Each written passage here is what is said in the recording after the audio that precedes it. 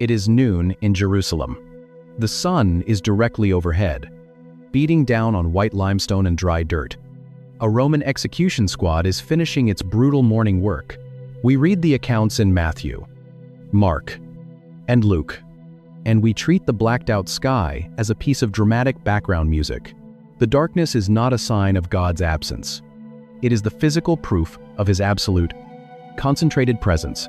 He is shielding the mockers from his wrath, and he is shielding his son from the eyes of a mocking world, while the deepest, agonizing work of salvation is finished. The sky goes black because God himself has stepped onto the hill. But the gospel writers did not just call this a heavy shadow. When Matthew and Mark sat down to record the crucifixion, they reached for a very specific Greek noun, and that word unlocks a terrifying echo hiding in the very first sentences of the Bible. Matthew writes his account in Greek. He drags his reed pen across the rough papyrus. He describes the heavy, unnatural night falling over the limestone. He writes Matthew chapter 27, verse 45. Now, from the 6th hour there was darkness over all the land. The word translated as darkness is the Greek noun skotos. It means a physical shadow. It means a blinding loss of sight. It carries the chilling weight of the underworld. But Matthew is a Jewish historian. His mind is wired entirely with ancient Hebrew categories. When he writes skotos, he is pulling directly from the Septuagint, the Greek translation of the Hebrew Bible. We assume it is a spooky cinematic effect God threw in to show that creation itself was mourning the death of the sun. He is pointing his readers toward a very specific, deeply terrifying Hebrew word. He is translating the word chosh. Choshek is the suffocating, skin-crawling ash of the 9th plague in Egypt. Choshek is the blinding, lethal smoke hiding the mercy seat in the temple. But its most devastating appearance happens before the plagues, before the temple, before human history even begins. Turn all the way back to page 1, Genesis chapter 1, verse 2. Before the garden is planted, before the sun is hung in the sky, before the Spirit hovers over the waters, the earth is formless. The earth is empty. And the text says, darkness was over the surface of the deep. That darkness is choshek. It is not just an absence of photons. It is pre-creation chaos. It is the wild, hostile, churning black water of a universe without order. It is the terrifying, unlivable void before God spoke light into existence. That root changes everything. When the sun fails over Golgotha, God is not just changing the weather. He is reversing the clock. He is unwinding the fabric of the cosmos. Creation is unraveling in real time. The physical order established on the first day of Genesis is collapsing under the sheer weight of the crucifixion. The blackout is not an atmospheric anomaly. It is a cosmic decreation.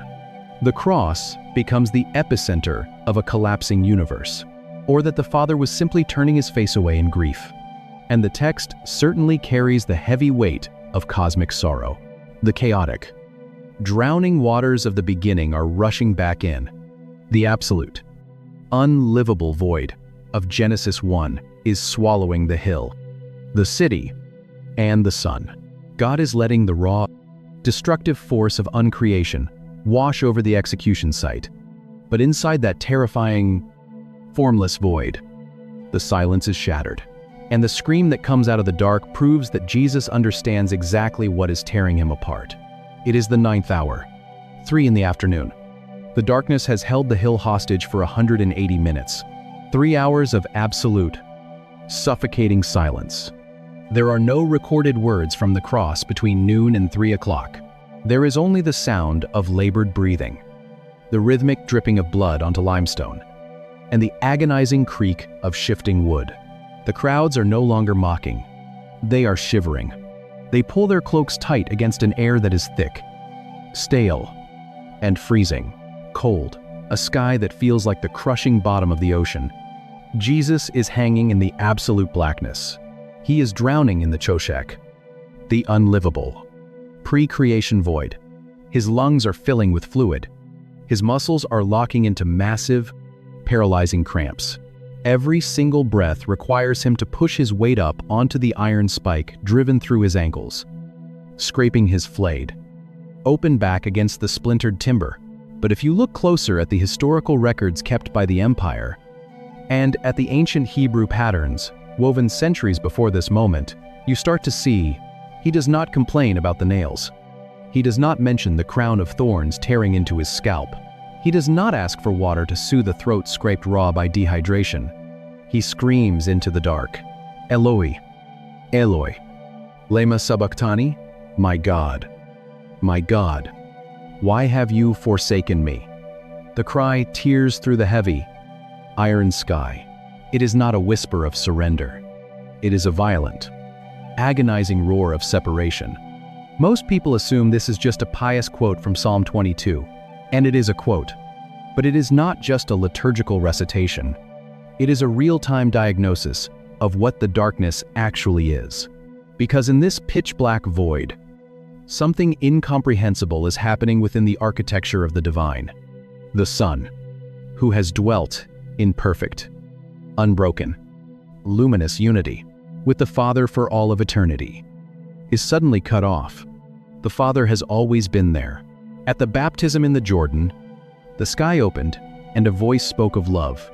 On the Mount of Transfiguration, a bright, radiant cloud descended.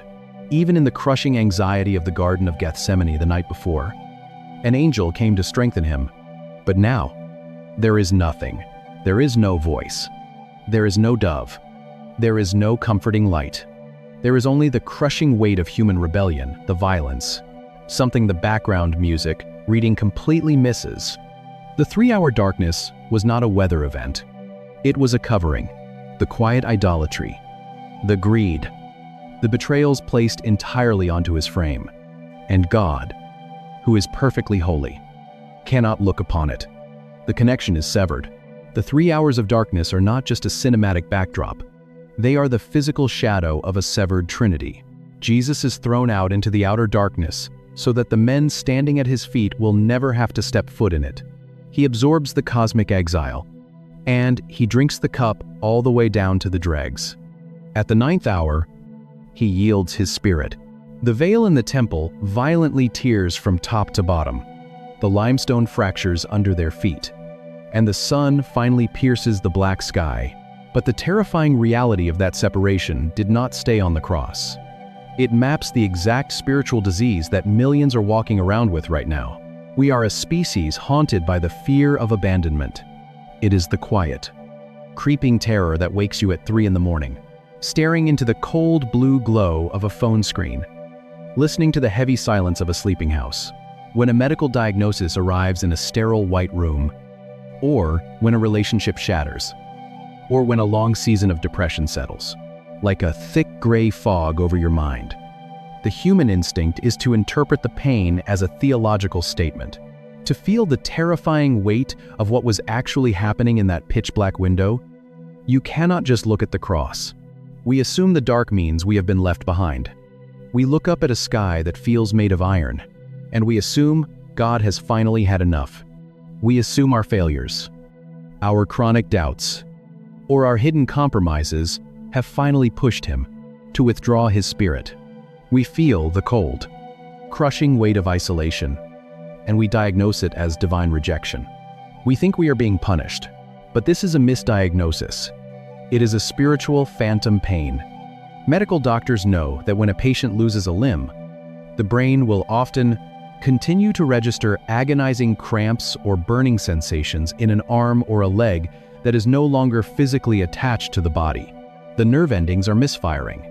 The brain is remembering a trauma that has already been surgically resolved. The spiritual reality of the cross works the same way.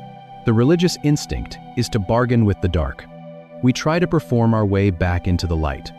We think if we pray harder, read more, or clean up our habits, the iron sky will finally break. We treat the darkness as a penalty we have to endure, until we prove we are worthy of the sun. But the 3 hours over Golgotha dismantle that entire economy. When Jesus hung in the midday blackout, he did not just endure a temporary drop in temperature. He absorbed the actual, ontological separation from the Father. You have to start by asking a question that historians and astronomers have been fighting over for 2,000 years. He took the true choshek, the unlivable, chaotic void of being entirely cut off from the source of life, so that it could never be weaponized against you. The darkness you experience is not a withdrawal of his presence. It is the shadow of a covering. You may feel the cold. You may feel the disorientation. You may feel the heavy, oppressive silence bouncing off the ceiling of your bedroom when you pray. You may feel entirely alone. But because the sun screamed into the absolute void on a Friday afternoon, the void has been permanently disarmed. God does not have two cups of wrath. He does not abandon the sun to the dark, only to later abandon you when you stumble. The transaction was absolute. The separation was exhausted on the wood.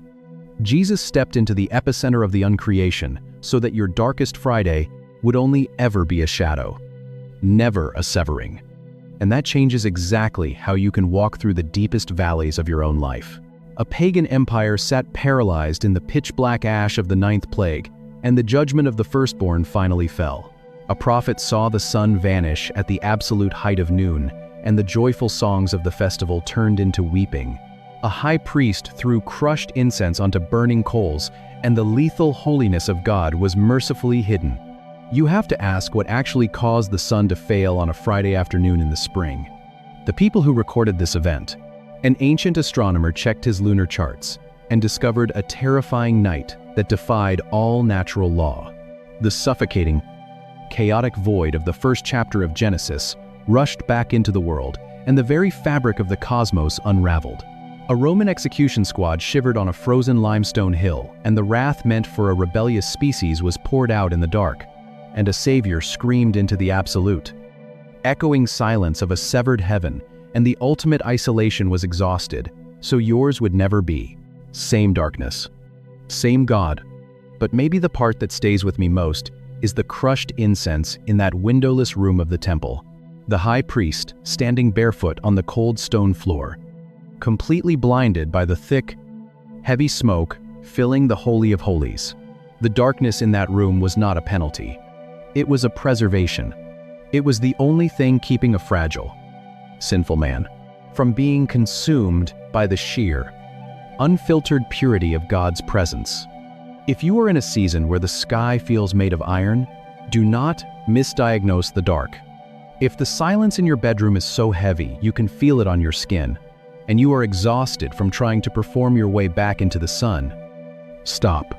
Do not assume you have been abandoned. Outside of the biblical text, we're not looking for theology. They were practical men. They were looking for a natural, scientific explanation. The uncreation was already absorbed. The isolation was already spent on the wood. The dark is not a rejection. It is the shadow of a covering.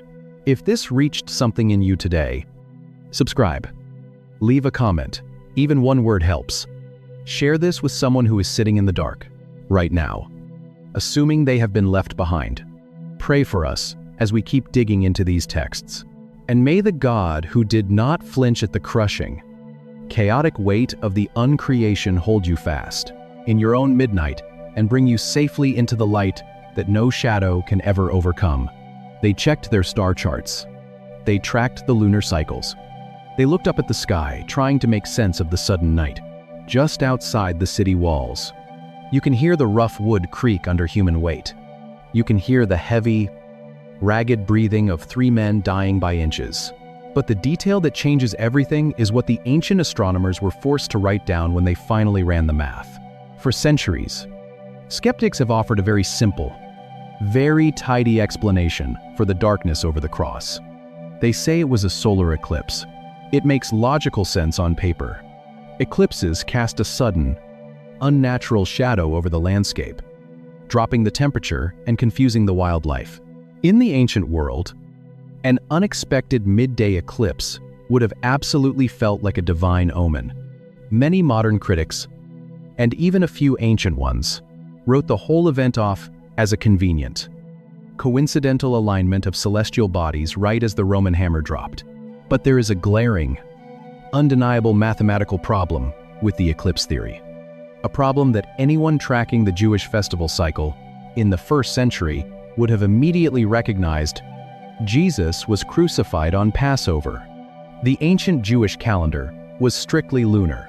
Passover always, without exception, falls on the 14th day of the month of Nisan, which places it precisely at the peak of the full moon.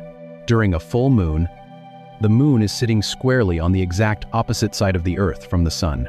A solar eclipse, however, requires the moon to pass directly between the Earth and the sun, blocking its light. You can smell the sweat of the soldiers mixed with the sharp, metallic scent of fresh blood. The crowd that gathered earlier in the morning, an eclipse during Passover, is not a rare astronomical anomaly. It is a physical impossibility. Furthermore, the longest a total solar eclipse can possibly last, at any point on the globe, is about 7.5 minutes. The darkness that swallowed Jerusalem lasted for 3 agonizing hours. The ancient historians knew this defied natural law. Julius Africanus, writing in the early 3rd century, references a 1st century secular historian named Thales, who tried to explain away the darkness as a normal eclipse. Africanus mocks the idea as astronomically absurd. He then points to Phlegon, a Greek chronicler from the same era, who recorded that during the reign of Tiberius Caesar, there was a darkness so profound that stars became clearly visible in the middle of the afternoon. The historical record describes a chilling, bone-deep cold that settled over the Roman provinces in Asia Minor, hundreds of miles away from the cross. Men were forced to light oil lamps at noon just to see their own hands. The darkness was not a localized shadow. It was a regional blackout. If the sun did not simply hide behind the moon, then something else was happening in the atmosphere over the execution site. The darkness was not just an absence of light. It was a tangible, heavy presence pressing down on the city of David. To shout, to spit, and to mock has started to quiet down. The oppressive, blinding heat of the Judean midday sun is forcing everyone to retreat into, and the people standing around the cross would have felt a sudden, terrifying spark of recognition. But to understand why the sky turned black, we cannot look up at the Roman star charts. We have to look backward. We have to look deep into the memory of the Hebrew people, to a different empire, a different oppressor, and a darkness that was deliberately weaponized. Egypt stands paralyzed. The Nile stops humming with trade. The slave drivers drop their leather whips. The royal court goes entirely blind. It is the 9th plague. Moses stretches his hand toward the sky, and the light simply dies. Exodus chapter 10 describes it with a chilling, tactile detail. It calls it a darkness that can be felt. You do not just see this darkness. You wear it. It presses against your skin. It settles into your lungs. You cannot brush it away. For 3 days, no one leaves their bed. For 3 days, no one lights a fire. For 3 days, the empire is entombed alive. Pharaoh sits in the dark. The priests of the sun god Ra sit in the dark. The taskmasters sit in the dark. The physical blackout is a theological statement. It is the God of the Hebrews dismantling the highest deity of the Egyptian pantheon.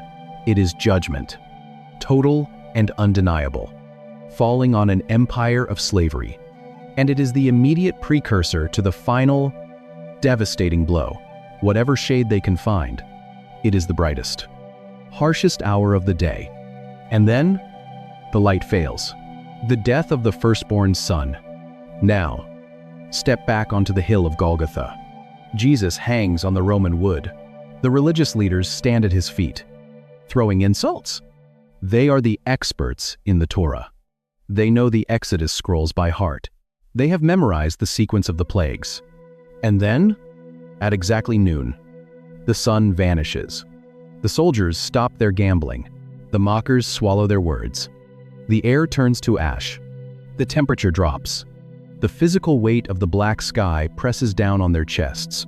A cold, absolute dread must have seized the men who ordered this execution.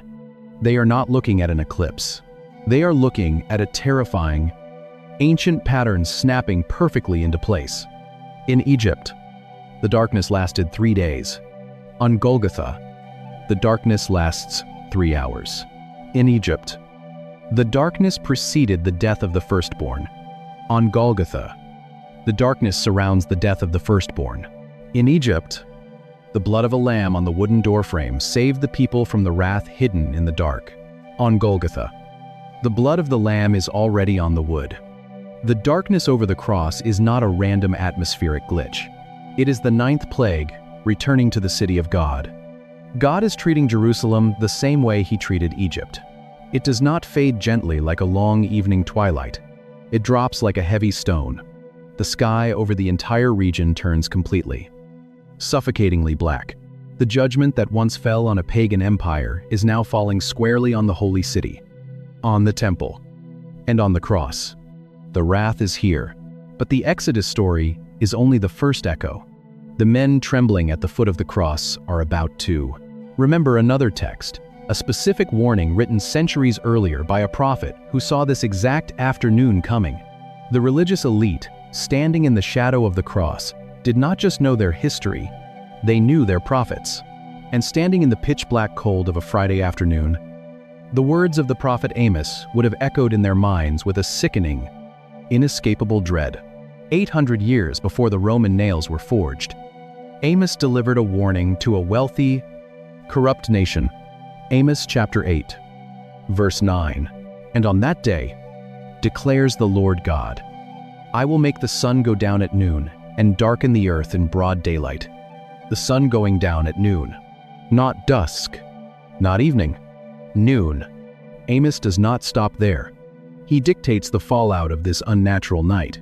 I will turn your feasts into mourning and all your songs into lamentation.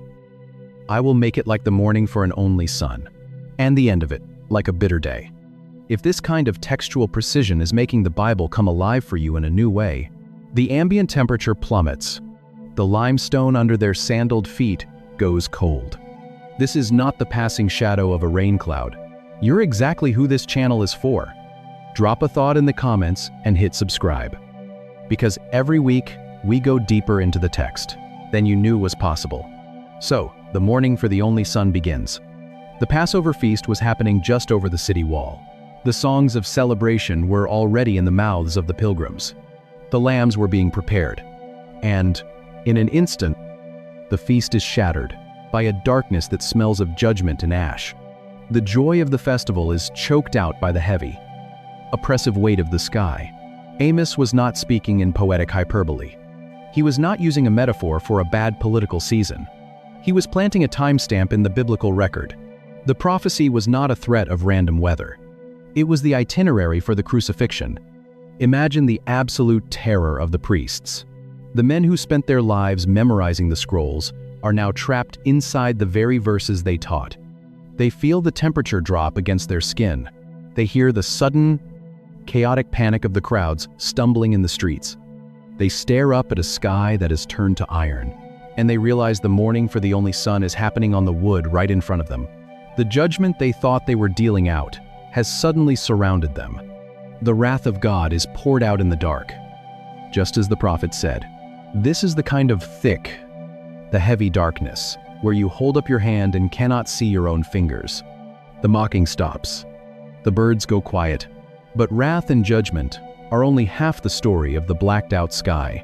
To see the other half, you have to look past the terror of the scribes and look into the center of the temple itself.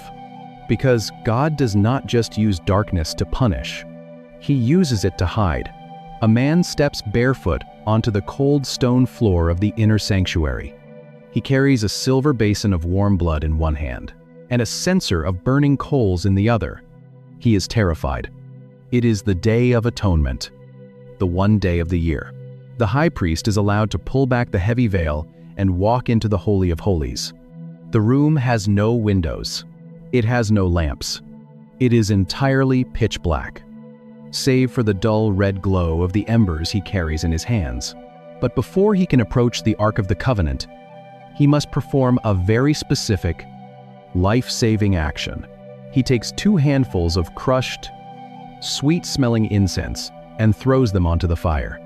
A thick, choking white smoke instantly fills the tiny room, completely blinding him. Leviticus chapter 16 dictates this bizarre protocol with a stark warning. The cloud of incense must cover the mercy seat. The text says, so that he may not die. God's unshielded holiness is lethal. When King Solomon later dedicates the massive stone temple in Jerusalem, and it stays this way, hovering over the hill of Golgotha and the temple in Jerusalem, for 3 agonizing hours. Most people assume this darkness is just atmosphere. He watches a dark, heavy cloud fill the building, driving the priests out into the courtyard. And Solomon declares, "The Lord has said that he would dwell in thick darkness." In the ancient Hebrew mind, deep darkness is not inherently evil. It is the mandatory shield between the raw, burning purity of God and the fragile, sinful state of humanity. Now, return to the hill outside the city walls. Jesus is pinned to the Roman wood. He is not just the Passover lamb being slaughtered. The writers of the New Testament are adamant that he is simultaneously acting as the high priest, offering his own blood to permanently secure the mercy seat. But there is a glaring problem. This is a public execution. There are no heavy tapestries to hide behind. There are no stone walls. There is no censer of burning frankincense to shield the eyes of the Roman executioners or the spitting crowds from the sheer, lethal holiness of the transaction taking place. The ultimate act of atonement is happening in the blinding, exposed light of the midday sun. So God provides his own covering. The sky turns to iron. The 3-hour blackout over Jerusalem drops like the veil in the temple, acting as the cosmic smoke of the Holy of Holies. God draws a curtain over the cross, because the people standing a few feet away would not have survived the unshielded reality of the atonement.